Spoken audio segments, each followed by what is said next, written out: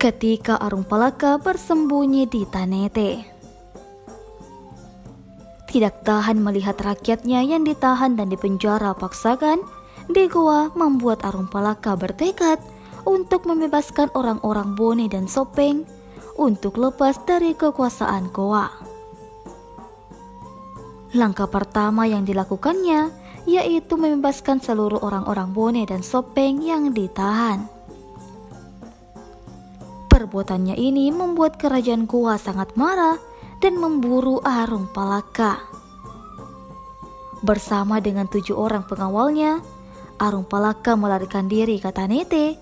Perahu yang mereka tumpangi diikuti terus oleh Karaenggoa. Dalam buku sejarah kerajaan Tanete yang dialihbahasakan oleh Basra Gising, tidak dijelaskan secara pasti apakah Karaenggoa yang dimaksud adalah Sultan Hasanuddin. Ia cepat-cepat menghadap kepada Raja Tanete yang saat itu diperintah oleh Matinroy Ribuliana.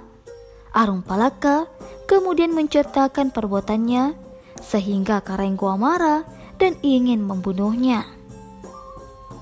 Setelah itu, Raja Tanete kemudian menyuruh orangnya untuk membawa rombongan Arung Palaka untuk bersembunyi di sebuah celah-celah batu karang.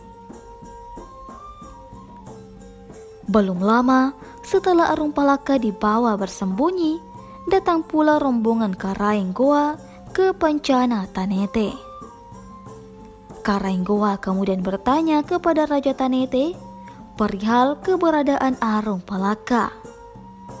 Raja Tanete kemudian menjelaskan bahwa Arung Palaka hanya singgah sebentar, kemudian langsung berangkat lagi karena sedang dalam keadaan tergesa-gesa. Karaenggoa kemudian menceritakan perbuatan Arung Palaka kepada Raja Tanete.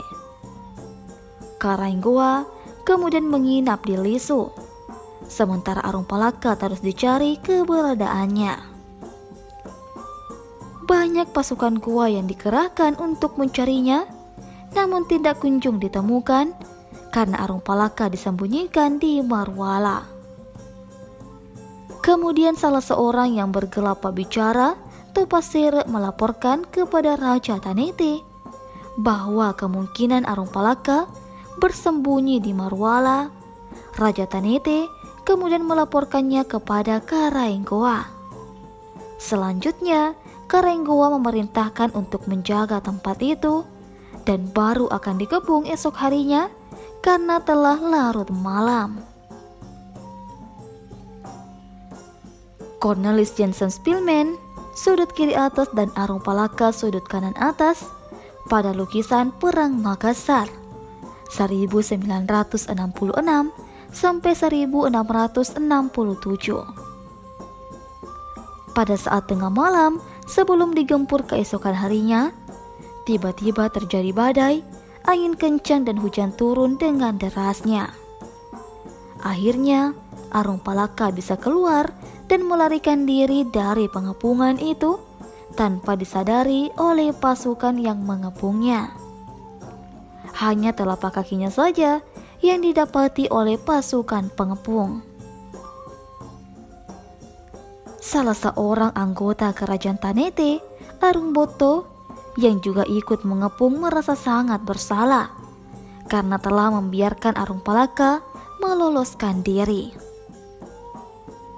Arung Boto kemudian melapor kepada Karaenggoa bahwa Arung Palaka telah meloloskan diri. Arung Boto juga siap menerima hukuman dari Karaenggoa karena ia merasa telah gagal mencegah Arung Palaka meloloskan diri.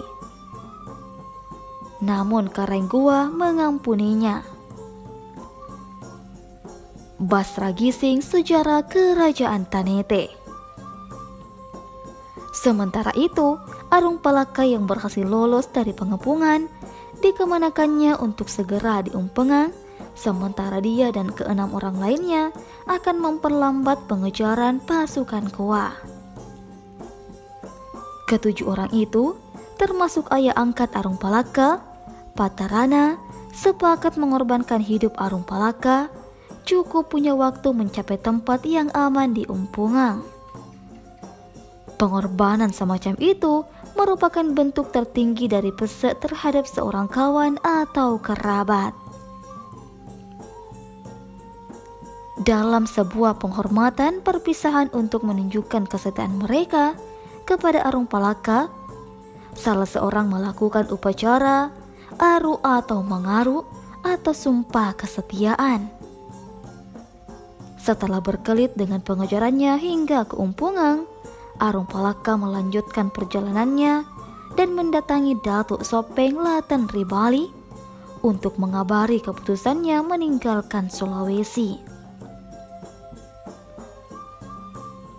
Laten Ribali kemudian memberikan bekal perjalanan berupa emas kepada Arung Palaka, lalu berangkat menuju Palaka, berikutnya menyeberang ke Buton, selanjutnya berlayar ke Batavia, bertemu dengan VOC atau Belanda. Leonardi Andaya, warisan Arung Palaka, sejarah Sulawesi Selatan abad ke-17. Di Batavia, Arung Palaka meminta bantuan kepada VOC untuk menyerang kerajaan Goa. Permintaan tersebut disetujui. Arung Palaka bersama VOC berangkat ke Sulawesi untuk menyerang kerajaan Goa. Terjadilah perang Makassar 1666 sampai 1667. Pada perang tersebut, kerajaan Goa di bawah pimpinan Sultan Hasanuddin kalah dan harus menandatangani perjanjian Bungaya yang sangat merugikan kerajaan Goa.